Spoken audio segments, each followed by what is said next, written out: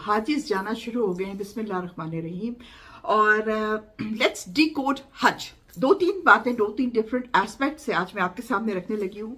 Might be informative, कुछ आपको पता भी होंगी। हज जो है basically it is let's just say it is must और चॉइस। तो ऐसा है कि हज is a must on those people who can afford it, and a choice तो ये कभी भी नहीं है। हज हमेशा मस्ट ही है, क्योंकि ये रुकन है, 5 रुकन है जो इस्लाम के उसका रुकन है, लेकिन लास्ट रुकन है। और लास्ट रुकन क्यों है, इसकी एक वजह है बहुत बड़ी, जो आज मैं आपके सामने रखती हूँ। और वो ये है कि आप हज तब कर सकते हैं, सिर्फ उस वक्त कर सकते हैं, जिंदगी में एक दफा हज करना है जो आप पे लाजिम है। और वो हज जो है तब आप कर सकते हैं अगर आप बाकी सारी जो अपनी दुनियावी चीजें हैं वो आपकी सेटल्ड हो, तो आप हज कर सकते हैं। अगर आपकी जवान बेटी घर में बैठी है, आप पे हज फर्ज नहीं है। अगर आप पे कर्ज है तो आप पे हज फर्ज नहीं। कर्ज का एक पॉइंट यहाँ पे ये है कि अगर ऐसा कर्ज है जो आपको बल्क में उतारना है टू अ सर्टेन डेट, तो आप पे हज लाजिम नहीं है। लेकिन अगर आपका ऐसा कर्ज है जैसे आजकल होते हैं कि उसकी किस्तें जा रही हैं, और जितना अरसा आप हज के लिए अपने मुल्क से बाहर होंगे उसमें वो किस्तें जो है वो आगे जाती रहेंगी, they are taking care of, तो फिर आप हज कर सकते हैं।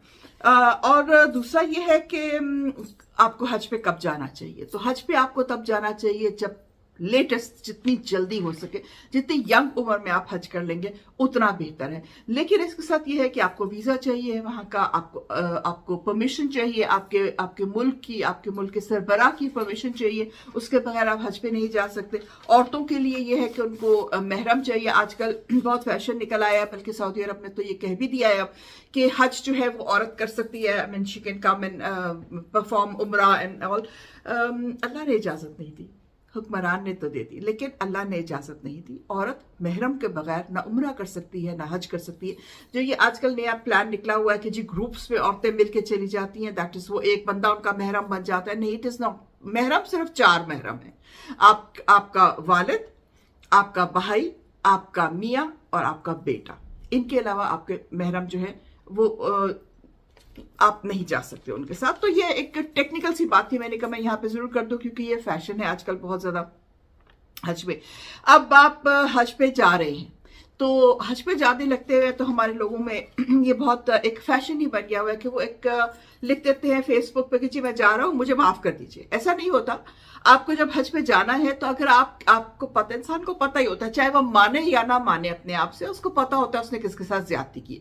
तो आपको चाहिए कि आप उस इंसान से जाके बाकायदा तौर से माफी मांगे। अब वो माफ करता है या नहीं करता है, ये भी 2 बात है। अगर तो वो आपको माफ कर देता है तो शायद अल्लाह आपका हज कबूल कर लेगा। अगर वो इंसान आपको माफ नहीं करता, ये उसका हक है कि वो आपको माफ ना करे, तो हो सकता है कि आपका हज भी कबूल ना हो, क्योंकि हुकूकुल इबाद बहुत सख्त है। हम लोग इस चीज को लिफ्ट नहीं कराते। मैंने इसमें 2-3 वीडियोस बनाई थी। ये हुकूकुल इबाद बहुत सख्त है, और अल्लाह ने हम पे एक दूसरे का बहुत हक रखा हुआ है। किसी की जमीन मार के, किसी का पैसा मार के, किसी के एहसासात मार के आप अल्लाह के आगे जितना मर्जी झुक लें, इट्स नॉट गोना हैपन। तो ये इस बात का ध्यान रखिएगा। हज हम क्यों करते हैं? हज हम करते हैं इसलिए कि हजरत इब्राहिम को ऑनर करते हैं। हजरत इब्राहिम अलैहिस्सलाम जो थे वो अल्लाह के दोस्त उनको कहा गया है। अल्लाह ने उनको अपना दोस्त कहा। क्यों कहा? क्योंकि वो अल्लाह ने जो उनसे कहा, उनको नहीं पता था जब शुरू में बचपन में कि अल्लाह कौन है। He was trying to find Allah. ये कुरान में भी लिखा हुआ है कि उन्होंने पहले एक्सक्यूज मी, उन्होंने सूरज देखा तो उन्होंने कहा शायद ये अल्लाह है, लेकिन वो डूब गया तो उन्होंने कहा ये नहीं हो सकता। इस तरह से और 2-4 बातें। तो उन्होंने जब कहा कि नहीं, कि अल्लाह नहीं हो सकता, जो खत्म हो जाए या जो मिट जाए वो मेरा खुदा नहीं हो सकता, एंड देन ही फाउंड अल्लाह।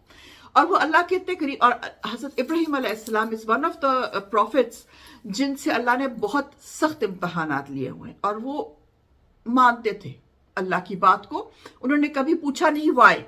हम तो इतने नाकिस लोग हैं, लेकिन फिर भी हमारी इतनी जुर्रत है कि कोई बात अल्लाह हम पे, या कोई इम्तहान या कोई कैलामिटी अल्लाह हम पे लाता है, तो हम सबसे पहले अल्लाह से कहते हैं वाई मी, वाई। हजरत इब्राहिम अलैहिस्सलाम को अल्लाह ने हुक्म दिया कि अपनी औलाद को ज़बा कर दो। He did ask why. ये जो हम जाके शैतान को कंकरियां मारते हैं, क्यों मारते हैं? इसीलिए मारते हैं कि शैतान आया था जब हजरत इब्राहिम अलैहिस्सलाम हजरत इस्माइल अलैहिस्सलाम को लेके जा रहे थे, तो 3 दफा शैतान आया था। और उसने यही कहा था कि तुम क्यों कर रहे हो, तुम्हारे पास क्या तुम्हारे पास क्या गारंटी है कि ये तुम्हें अल्लाह ने कहा है या कैसे। लेकिन वो अल्लाह को मानने वाले थे, उनको पता था कि मेरे अल्लाह का हुक्म है। उन्होंने नहीं कहा वाई, उन्होंने नहीं कहा कि 100 साल के बाद मुझे औलाद हुई है मैं इसको क्यों ज़बा कर दूं। Why he did not ask. तो वाई अल्लाह से नहीं करना चाहिए। वाई करने वालों को अल्लाह फिर और वाई दिखाता है। इसलिए हम जब हज करने जाते हैं तो हम अल्लाह से वादा करते हैं, प्रॉमिस करते हैं, और हम अल्लाह के साथ लबाइक अल्लाहुम्मा लबाइक। इसका क्या मतलब है कि there is no association with Allah, या पार्टनरशिप अल्लाह की नहीं है कोई। इन्नल हम्दा वल नेमता लका वल मुल्क, यानी कि all prayers are for you. सारी जो हम दुआ करते हैं वो अल्लाह, मेरी हड्डियां जो है, जो सब कुछ है, ये अल्लाह के नाम पे है, क्योंकि हड्डियों से अल्लाह हमें दोबारा उठाएगा। तो हम अपनी हड्डियां, अपना जिस्म अल्लाह के नाम करते हैं। और ये सारी जो किंगडम है ये अल्लाह के लिए है। मेरे रोटे खजते हैं ला शरीक अल्लाह, यानी कि आपके अलावा और कोई खुदा नहीं है, और हम किसी को आपके साथ शरीक नहीं करते। और ये बात हम लोग कह तो जाते हैं, लेकिन क्या ये बात हम लोग समझते हैं कि ला शरीक अल्लाह, यानी कि हम अल्लाह के साथ किसी को शरीक नहीं करते। हमने ये जो छोटे छोटे खुदा बनाए होते हैं, हम लोगों को खुदा बना लेते हैं, लोगों को अपना, नौजुबिल्ला। जी साहब आपने जो कह दिया, जी साहब हमारे ये जो कल्चर है ये गलत है, गलत है। इय्याका नअबुदु व इय्याका नस्तईन, ये बात हम रोज पढ़ते हैं, 5 दफा हम नमाज पढ़ते हैं, और नमाज में हम कितनी दफा, जितनी रकत है उस हर रकत में हम ये रिपीट करते हैं। लेकिन क्या हम इस बात को समझते भी हैं कि इय्याका नअबुदु व इय्याका नस्तईन? इस पे मैं एक अलग से वीडियो करूंगी, क्योंकि ये बहुत ही लंबी बात है, बट यहाँ पे मैंने एक मेंशन आपको जरूर किया है। तो हम जाते हैं, हम एक बात इंटरेस्टिंग मैंने इसमें देखी हुई है कि हम उम्रा जब करते हैं ना, या हम हज करते हैं, या हज तवाफ है, हज जो तवाफ हम करते हैं, तो हम एंटी क्लॉकवाइज जाते हैं। अगर आपने नोट किया हो तो जितने प्लैनेट्स हैं, जितने यूनिवर्स में ऑर्बिट जो करे, गैलेक्सीज जो हैं, प्लैनेट्स जो हैं, जो ये कर रहे हैं, देर ऑल एंटी क्लॉकवाइज। अब इसमें अल्लाह की क्या हिकमत है मैं नहीं जानती, but this is the truth. अब आपको एक चीज और है, आपको जब हज पे जाते हैं आपको बहुत सी पेशेंस की जरूरत, ढेर सारी पेशेंस की, बिकॉज आप दूसरे लोगों में हैं, एक हजूम में हैं, आप जो है वो जुबान नहीं जानते, जाहिर है अरबी जुबान नहीं जानते, और एक तूफान है वहां पे लोगों का, और उसमें आपने अपना काम करना है, आपने अपनी इबादत करनी है, तो थोड़ा ट्राइंग हो जाता है। 3 किस्म के हज होते हैं जो हम कर सकते हैं। एक हज है जिसका नाम है इफराद, एक है जिसका नाम है कीरान, और एक है जिसका नाम है तमातु। ये तीनों हज क्या होते हैं? इफराद हज जो है उसमें यह है कि आप गए हज के लिए, आपने हज के अहकाम जो तीनों हैं वो आपने पूरे किए और आप आ गए, दैट इज इफराद, सिर्फ हज। अब जो यहाँ पे यानी कि आप जाते हैं 8 को आप जाएंगे, आप मिना जाएंगे, पहले तो वाफ़े कदर करेंगे, उसके बाद आप मिना जाएंगे, फिर 8 की रात को आप अरफा में 8 की रात को मिना में रुक के 9 को आप अरफा जाएंगे, वहां पे पूरा दिन इबादत करेंगे। 9 की रात 10 की रात को आप मुजल्फा आ जाएंगे, और फिर वहां पे मुजल्फा में रहेंगे और इबादत करेंगे और कंकरियां चुनेंगे, और फिर आप वहां पे अगले दिन कंकरियां मार के फिर वापस आके तवाफ़े विदा करते हैं और एहराम खोल देते हैं। किरान जो है, हज किरान, वो है उम्रा प्लस हज। लेकिन इसमें यह है कि आप जो हज करते हैं वो आपने, लेकिन आप गए, आपने नियत की, एहराम बांधा, पहले उम्रा परफॉर्म किया और एहराम नहीं उतारा, उसी के साथ आप हज में शामिल हो गए।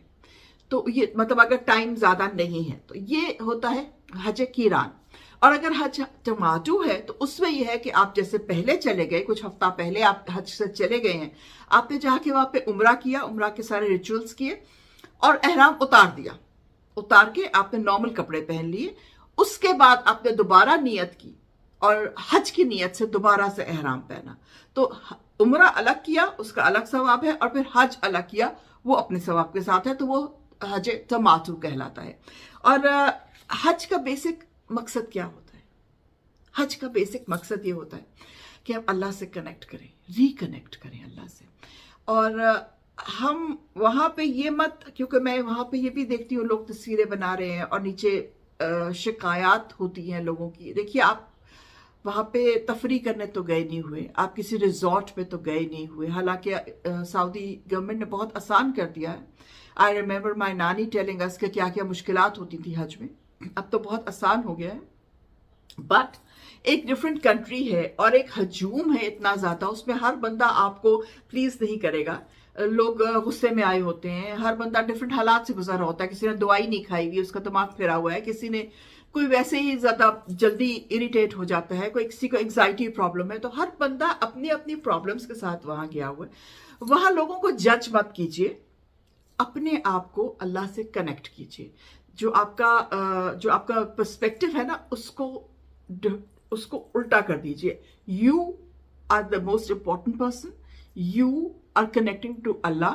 अगर कोई दूसरा इंसान आपको किसी तरह से तकलीफ दे रहा है या कुछ आपके साथ उल्टा सीधा बोल रहा है, कर रहा है, तसल्ली से उसको छोड़ दीजिए। आर्ग्यूमेंट्स में मत जाइए, arguments are not allowed in Hajj. तो आर्ग्यूमेंट्स में मत जाइए, क्रिटिसिज्म में मत जाइए। Try and be yourself. अपने ये सोचिए कि ये थोड़ा सा वक्त है, 4-5-6 दिनों का वक्त है, जो सिर्फ मेरे और अल्लाह के लिए है और किसी के लिए नहीं है। It's me time and Allah time. तो कोशिश कीजिए कि वो उस मी टाइम को अच्छे से गुजारिए, क्योंकि ये किसी इंसान की जिंदगी में तो एक दफा भी नहीं आता और किसी इंसान की जिंदगी में सिर्फ एक दफा ही आता है, और एक दफा ही इंपॉर्टेंट है। उसके बाद आप अगर करते हैं तो अल्लाह ने अगर आपको दिया है तो आप जरूर करें। बेहतर है कि आप किसी और को करवा दें जिसको अल्लाह ने नहीं दिया, क्योंकि आप तो हो आए। तो हाँ, लेकिन ये है कि हज, एक बात और यहाँ पे मैं जाते जाते कहती जाऊंगी, लोग कर्जा लेके हज पे जाते हैं। लोग और तरीकों से, लाइक किसी से कह दिया कि इस तरह से हज पे आप नहीं जा सकते, ना उम्रे पे। हाँ, अगर आपको कोई स्पॉन्सर करता है, आपका भाई बहन दोस्त या कोई और, अगर आपको अपनी मर्जी से कोई स्पॉन्सर कर देता है और आपको हज या उम्रा का वीजा भेज देता है, उस पे आप जा सकते हैं, दैट इज एलिजिबल। लेकिन अगर आप किसी से कर्जा लेके या किसी का हक मार के हज पे जाते हैं तो ना जाइए। वो बेहतर है कि घर में ही गुजार दें, क्योंकि आपका कबूल तो फिर होना नहीं। तो आई होप कि मैंने सारे पॉइंट्स कवर कर दिए। हम सबको हज मुबारक, तो हज मुबारक। चिल देन, चिवन परदेसी, मिल जल्द जरूर।